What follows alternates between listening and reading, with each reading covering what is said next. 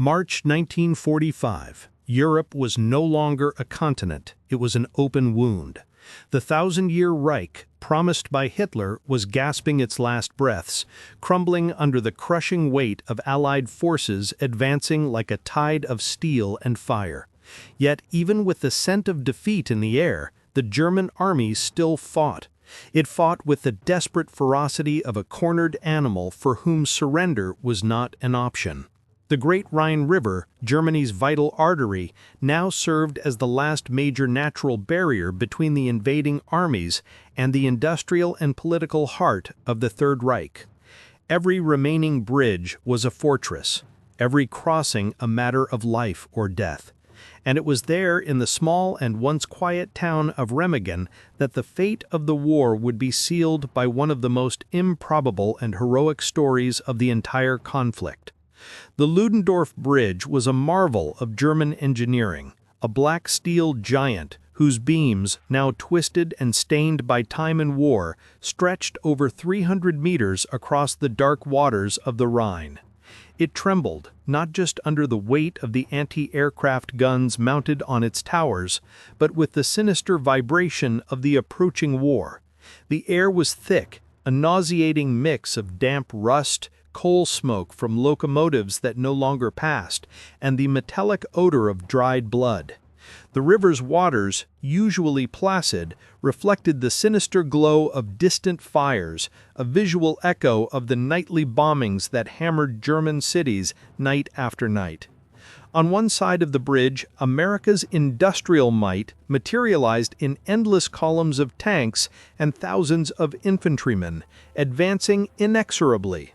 On the other, what remained of the proud Wehrmacht divisions and the feared SS prepared to do the unthinkable, stop an entire army with just 9 men. These 9 soldiers were all that remained of the defensive garrison on the East Bank. They were ghosts in threadbare uniforms, the last remnants of a force that had disintegrated. The rest had been annihilated, captured, or simply fled before the Allied avalanche. Leading them was Lieutenant Karl-Heinz Peters, a man who, in another life, had been an engineer. He was not a Nazi fanatic, but a soldier who understood structure, logic, and duty. The order he had received from Berlin, transmitted over a radio crackling with the static of collapse, was unequivocal and final. The bridge must not fall into enemy hands, under no circumstances. Peters and his men knew what that phrase meant. It was not an order to fight, it was an order to die. Hold the position until the last man, until the last bullet. The cold of the early morning on March 7 cut through the skin and chilled the bones. A dense fog rose from the river, a ghostly blanket that muffled sounds and reduced the visible world to mere meters. Inside one of the bridge's cold, damp concrete bunkers, Peters examined tattered maps on an improvised wooden table. The ink of the strategic lines blurred with condensation. Around him, men too young for such responsibility and too old for such despair cleaned their Mauser rifles with an eerie calm, their eyes fixed on the void, lost in thoughts of families they might never see again. On the other side of the river, columns of black smoke signaled the American advance. There were thousands: Sherman tanks, armored vehicles, infantry, combat engineers, heavy artillery. More than 4,000 men from the U.S. 9th Armored Division, ready for the final assault. Peters swallowed hard, the lump in his throat as hard as the bridge's steel. There was no escape. But every minute he kept that bridge standing was a precious minute for the evacuation of civilians and the last German units trapped on the West Bank.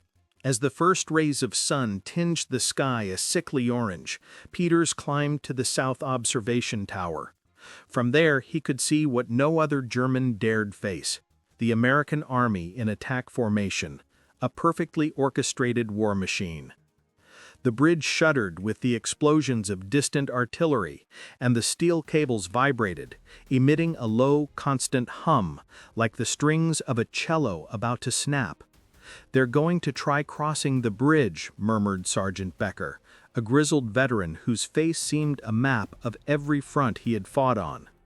Peters merely nodded, his eyes fixed on the enemy. "Then we'll make them pay for every meter." At 0817, hell began. American artillery opened fire, and the earth trembled. Columns of earth, water, and metal shrapnel exploded along the Rhine's banks, engulfing everything in a cloud of smoke and dust. The sound was physical, a deafening roar that vibrated in the lungs and cracked the concrete. Inside the bunkers, the 9 Germans huddled, covering their ears as the ceiling collapsed in chunks. When the barrage ceased, a heavy, expectant silence fell over the site. And then, from the fog, the first shadows emerged, silhouettes of American soldiers, advancing in ranks, cautious but determined. Peters took a deep breath.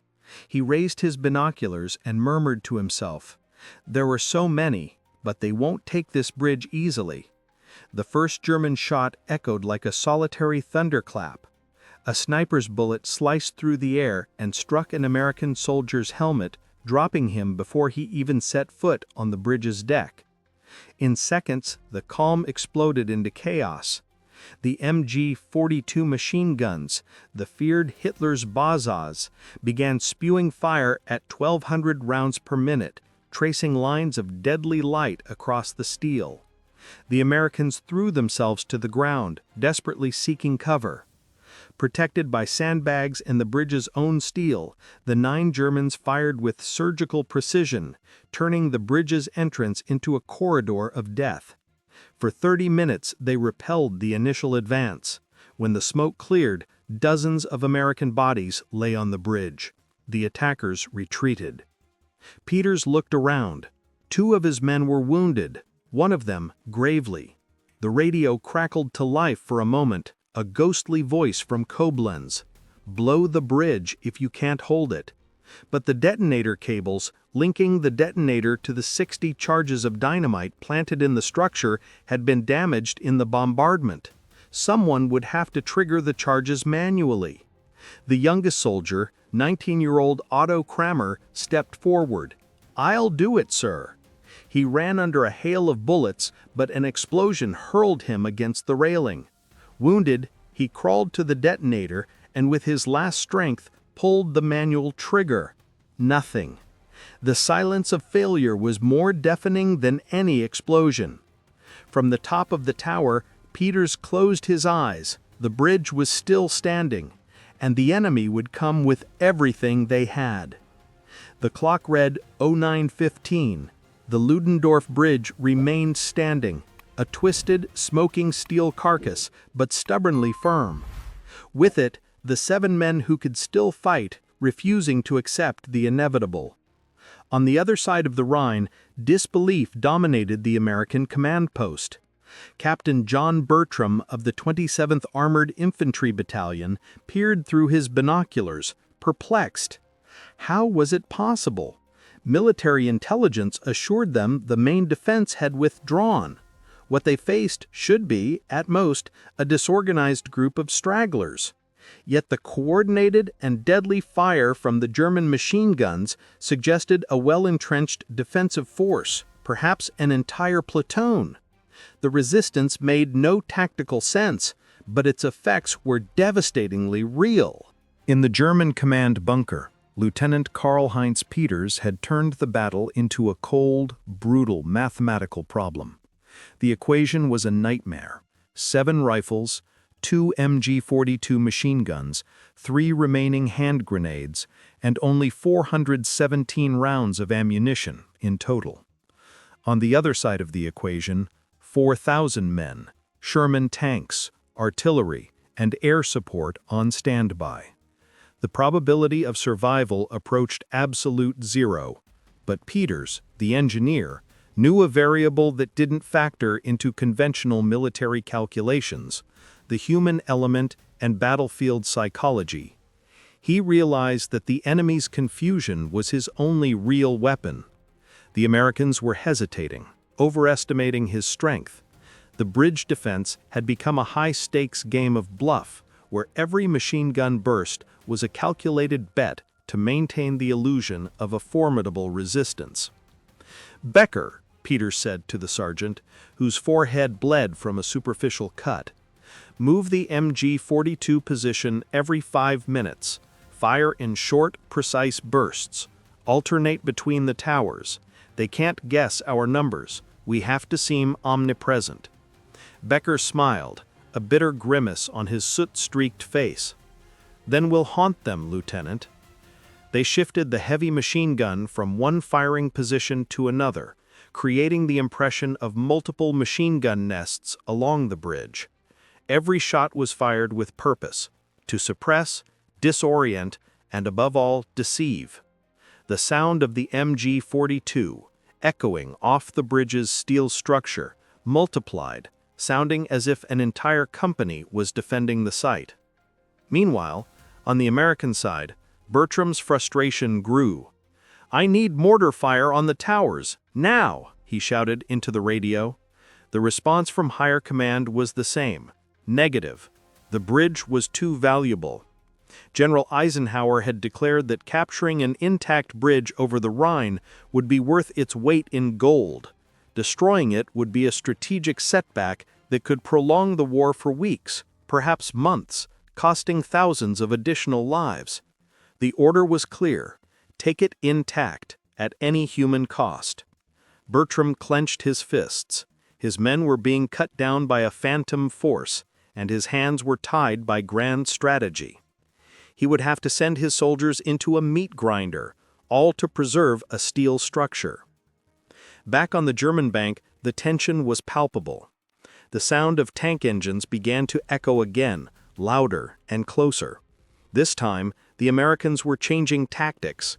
2 Sherman tanks advanced slowly, their heavy machine guns firing constant bursts against the known German positions, providing cover for infantry platoons advancing behind them, using the smoke as a shield.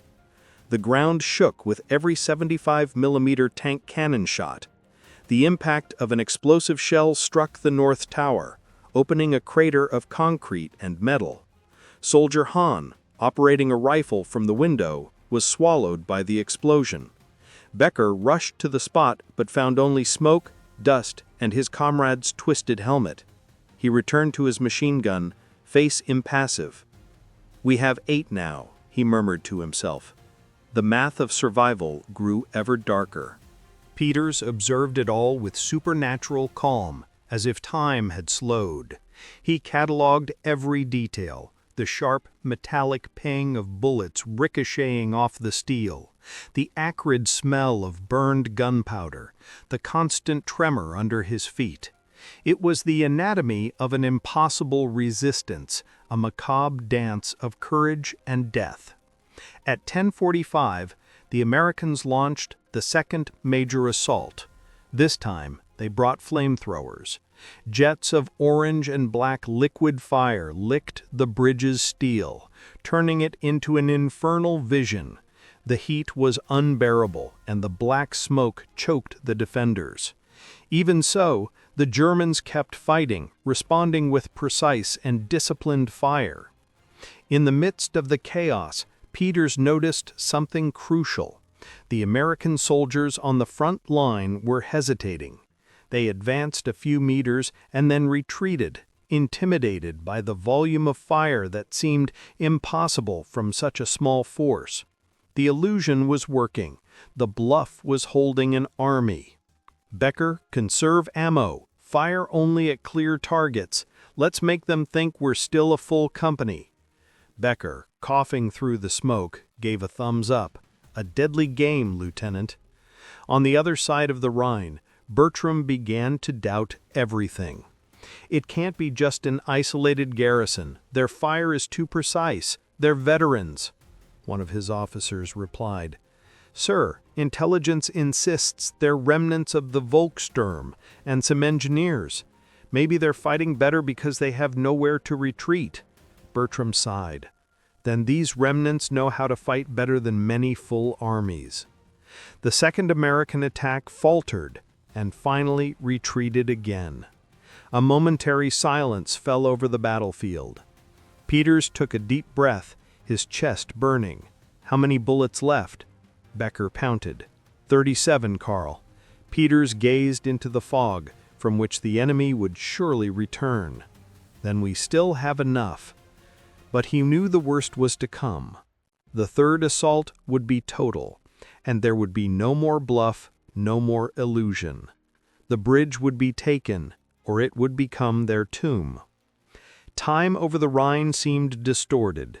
Minutes dragged like hours, and hours hung suspended in a limbo of smoke, echo, and tension. For Lieutenant Karl-Heinz Peters, the battle had transcended mere military tactics. He was witnessing, in real time, the end of a world. The Ludendorff Bridge, once a symbol of German pride and industrial might, was now a wounded iron monster, groaning under the incessant bombardment. Every snap of the steel beams, every chunk of concrete dislodging from the towers sounded like the death rattle of an entire nation. And those few men, covered in gunpowder and blood, were no longer just soldiers. They were the last guardians, not of a physical structure, but of an illusion, that Germany could still resist, that there was still honor in fighting for a lost cause. In the concrete bunker, the atmosphere was claustrophobic. Becker cleaned his MG-42 with trembling hands, not from fear, but from sheer exhaustion. They're coming back soon, Karl, and this time they won't stop. He paused, looking at the weary faces of the others. But why? Why are we still here? High Command forgot us. Germany forgot us. Peters took a long time to respond, his eyes fixed on the indifferent river flowing below them. Because if we retreat now, Becker, everything we fought for, everyone we lost, it all becomes nothing. If we're going to fall, we'll fall here, where the whole world is watching. We'll leave a mark. It was no longer about victory. It was about defying oblivion. It was about turning defeat into an act of meaning. On the other side of the Rhine, Americans' patience had run out. Captain Bertram had received the final confirmation. The order was to take the bridge at any cost. "All right," he said to his officers. "Third assault. Saturation artillery on the towers for 2 minutes, then total smoke. The Shermans lead, followed by flamethrowers. Combat engineers right behind to cut any demolition wires they find. This time we don't stop until we're on the other side or dead." There was no more hesitation in his voice. The bridge had become an obsession, a symbol of enemy stubbornness that needed to be broken. Just after 1400, the sky darkened. The third attack began, not as a battle, but as an apocalypse. American artillery opened fire with overwhelming ferocity. The bridge's stone towers began to crumble under direct hits. Steel screamed as it was pierced by shrapnel. Then came the tanks, advancing relentlessly, their cannons firing point blank. And then the flamethrowers turned the bridge into a literal inferno. Black and orange flames enveloped the structure, burning the paint, melting the metal, and sucking the oxygen from the air. The steel glowed red-hot, and the bridge seemed alive, writhing in agony. Even in that inferno, the remaining Germans resisted. Their machine guns roared in defiant bursts, like cornered beasts fighting to their last breath. Every shot was an act of pure will, but the resistance was crumbling. Becker, firing his MG-42 until the barrel glowed red, was struck by a shower of shrapnel from a mortar round. He fell across his weapon, his blood mixing with the hot oil of the machine gun. Dietrich, the sniper, was hit in the leg. Even as he bled profusely, he crawled to the bridge's edge and lobbed his last grenade at an advancing group of Americans, vanishing in an explosion of smoke and fire. The screams, the unbearable heat, the smell of burning flesh and gunpowder blended into a sensory whirlwind that erased the line between heroes and the damned. Peters, standing in what remained of the observation tower, was a spectral figure. His uniform was torn and blood-stained, his face covered in soot. He grabbed the damaged radio and shouted, more to himself than to any non-existent listener. "They're on us! The bridge is falling! I repeat, the bridge is falling!" Silence. He looked down and saw the silhouettes of American soldiers running across the deck, past the bodies of his men.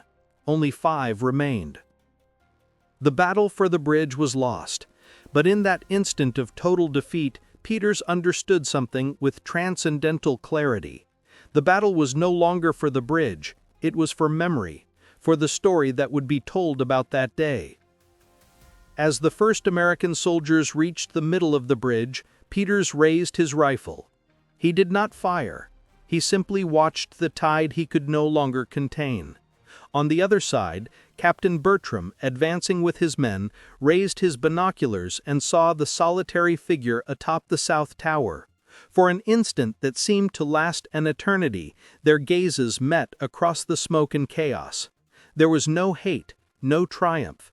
There was only a silent form of recognition, soldier to soldier. A mute understanding of war's absurdity, where good men are forced to do terrible things out of duty. Bertram lowered his binoculars. One of his men aimed his rifle at the tower. "Let him be," Bertram said, his voice grave. "He's fought enough." The Americans advanced, securing the bridge meter by meter. It was the first Rhine crossing captured, a moment that would change the final course of the war in Europe. Atop the tower, Peters remained standing, wounded and exhausted, gazing not at the enemy, but at the eastern horizon, at Germany about to be swallowed. He and his men had failed in their mission, but in their failure they had forged a legend. They had shown that 9 men could, for a day, stop an army, and that story, he knew, would outlive the steel, the fire, and even the defeat. When the smoke of battle finally cleared, the Rhine resumed its serene flow, its dark waters indifferently washing away the blood and debris of human madness. The echoes of gunfire had ceased, replaced by the Americans' shouts of victory and the rumble of the first vehicles testing the wounded bridge's structure. The Ludendorff Bridge, though conquered, lingered as a steel ghost, a monument to the brutal battle it had just witnessed. Even in victory, there was a sense of awe among the American soldiers. They had crossed the Rhine, but at a terrible cost, and the resistance they faced seemed disproportionate to any military logic. In a makeshift field hospital, a few kilometers from the riverbank, Lieutenant Karl-Heinz Peters awoke to a world of pain and white light. His leg was tightly bandaged, his body covered in burns, and his face pale beneath the grime. An American doctor, bespectacled and weary-looking, watched him. "Are you the bridge commander?" he asked in broken German. Peters nodded slowly, each movement an agony. The doctor said nothing more, just noted something on his clipboard and left. Outside, the incessant sound of trucks, tanks, and jeeps formed a symphony of Allied victory. The war was lost. The Third Reich, which had promised to last 1,000 years, was crumbling in a matter of weeks. And the bridge, that damned bridge he had sworn to defend or destroy, was now the main artery for the invasion of his homeland. But Peters felt no hate. The shock and adrenaline of battle had been replaced by a cold, crystalline clarity. For the first time, he saw the war not as a soldier, but as the engineer he had once been, an impossible equation, a structure designed to fail. He remembered the hysterical orders from Berlin, Goebbels' grandiose speeches about the final victory, the promises of miracle weapons that never arrived. All of it, the entire ideology and propaganda, was now reduced to ashes, broken concrete, and twisted iron. Later that day, Captain John Bertram entered his tent. He had none of a conqueror's arrogance, but a reluctant expression of respect. In his hands, he carried not a weapon, but a canteen of water. "Lieutenant Peters," he said, "I'm not here to interrogate you. I'm here to understand." Peters stared at him, confused. "What is there to understand?" Bertram sat on an empty ammunition crate. "My men and I, we've fought across Europe. We've never seen anything like today. 9 men. Intelligence confirmed it. 9. You held an entire division for hours. Why?" Peters was silent for a long moment, his gaze lost in the tense canvas. "Courage and obedience are different things, Captain," he murmured finally. "Sometimes, in war, we confuse them. We were just obeying to the end."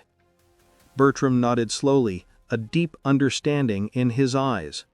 "And sometimes, obeying to the end is the only courage left." He left the canteen beside Peters and departed, leaving the German alone with the weight of his thoughts. In the days that followed, the Ludendorff Bridge became the busiest and most vital road on the entire Western Front. More than 25,000 soldiers, along with thousands of tanks, supply trucks, and artillery pieces, crossed the Rhine via it. It was a lifeline for the Allied advance. American Army engineers worked day and night, patching the damaged structure, welding beams, reinforcing the foundations. They could hardly believe it was still standing. Structural calculations were alarming. The main beams were deformed, the steel cables tensioned beyond safety limits, and the foundation concrete cracked and weakened. But it refused to fall, as if some will of its own kept it firm, determined to fulfill its final ironic purpose. And here lay the cruelest irony of the story. The bridge, built by Germany as a symbol of its industrial power and engineering prowess, had become the gateway through which the enemy marched to deliver the coup de grace. The same German perfectionism that Peters so admired now served the defeat he had tried to avert. In Allied headquarters, engineers studied the bridge's original blueprints with a mix of admiration and astonishment. "They built this to last a century," one colonel remarked. "And it lasted long enough to shorten a war," another replied. Technical analysis revealed something deeper. Germany's collapse was not just military, it was logistical, industrial, and above all, moral. The nation had reached total exhaustion. No fuel, no steel, no manpower, yet a command that demanded miracles from broken men. Peters, in his futile resistance, was the perfect human symbol of that equation.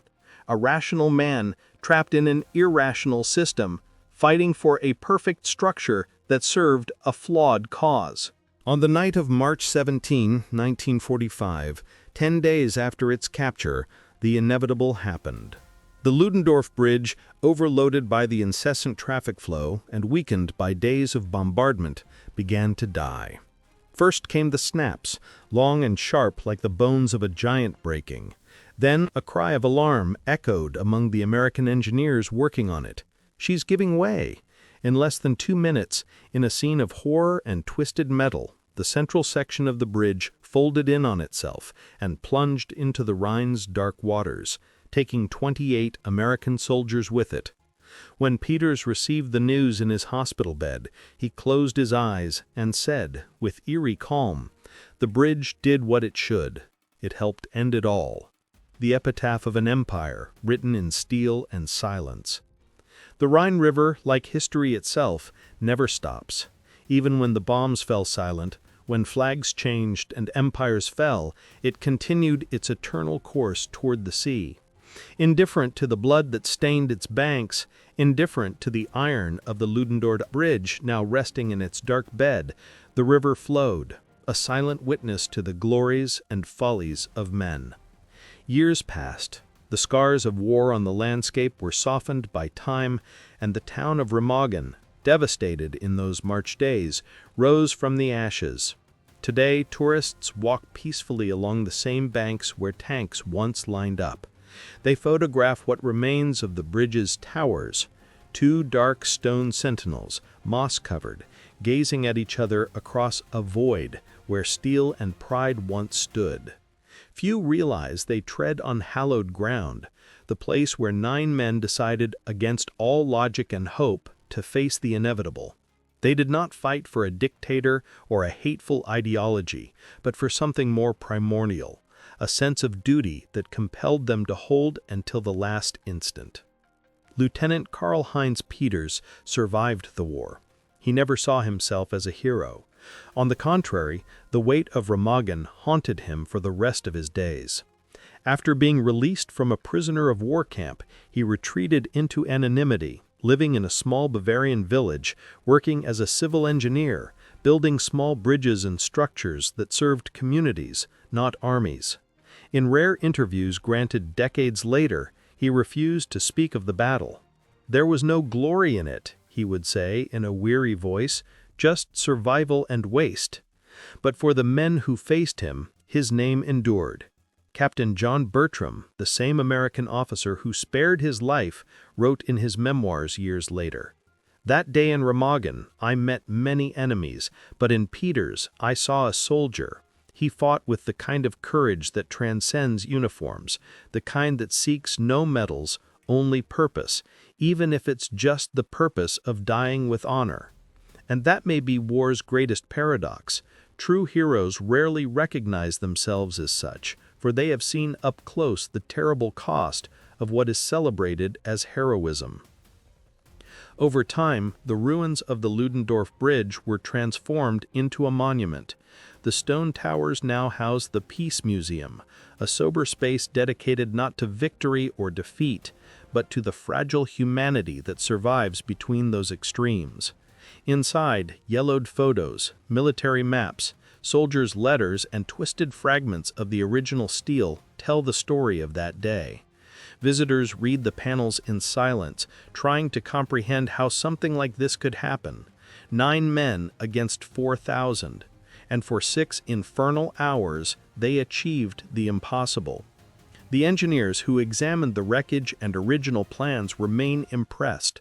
The structure withstood forces that defied all calculations. It was as if the structure itself, imbued with the will of its builders and defenders, refused to yield. It held more than any steel structure had a right to, one historian wrote. The legacy of those 9 men therefore transcends flags and ideologies. In the end, what survived that battle was not the Reich, not the industrial power, nor even the military victory. What survived was the human gesture in its purest and most stubborn form, the refusal to surrender, the determination to continue, even when all is lost. If the story of the Remagen Bridge teaches us anything, it is that true courage lies not in winning, but in enduring, in standing firm when the math of war, of life, has already decreed no more chances. It is finding dignity in the fulfillment of duty, even if the duty is absurd. Decades later, historians would revisit the episode with the coldness of numbers. 9 defenders, 4,000 attackers, 6 hours of resistance, 2 ruined towers, 1 bridge that changed the course of the war. But behind each of those numbers lies breath, fear, sweat, and faith. There is Otto Kramer, the 19-year-old who died believing he had fulfilled his mission. There is Sergeant Becker, the cynical veteran who fought to his last cartridge. And there is Lieutenant Peters, who watched his world collapse from above and understood, perhaps too late, that the true enemy was not the army on the other side of the river, but the lie that had brought him there. And it is for stories like this that this channel exists, to remind us that even in the heart of war's darkness, there are gestures of light that reveal the best and most tragic of humanity. If you want to keep discovering the real stories that time nearly erased, stories of courage, sacrifice, madness, and humanity, then subscribe now, because every week we go back to the past, not to judge, but to understand, to give voice to those who fought, lost, and, in some inexplicable way, won. Today a cold wind blows over the Rhine, rustling the moss on the silent towers. At night, Remagen's lights reflect on the waters, and for an instant, it seems the bridge's silhouette is still there, firm, immortal. But it is only the reflection of something deeper, the indelible memory that in March 1945, 9 ordinary men faced the impossible and etched their name into eternity.